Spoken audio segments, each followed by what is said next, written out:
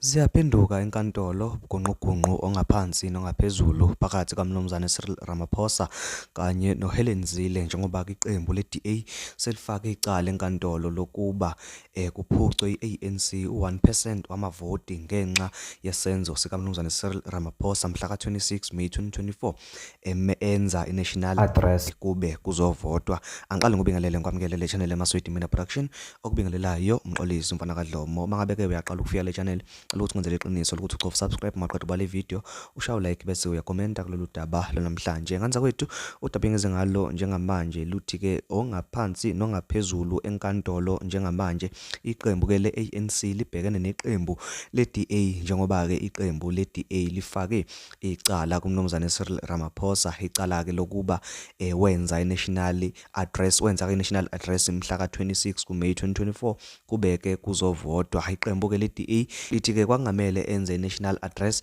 abanankinga nawo wonke kamarara ayikade ke ewenza, kodwa ke mangabe ke esenza i-national address lokho bathi ke kwasebenza in favor of i-ANC, kwasebenza in favor of yena kuMnumzane Cyril Ramaphosa ukuthi ke akwazi ukuthola attention yawo wonke umuntu ke walapha eMzansi Afrika, yokuthi ke wonke umuntu lapha eMzansi Afrika ekwazi ukulalela yena lapho khona wonke umuntu wayelwa ukuthi ke alalelwe ukuze ke abantu ke bezomvotela. Bathi ke ngalokho bafuna ke isinxephezelo sokuthi iqembu le-ANC limayinazwele u-1% kulamavoti elawathola ku-national. Icala ke liyaqhubeka ke khona njengamanje ungaya nje la ku-YouTube kwi-page SABC News uzofike ke nje ulibone. Ngiyacabanga ukuthi njengamanje lina 3 hours ngoba isikhathi belikade ke liqale ngabo 9:10 kanje.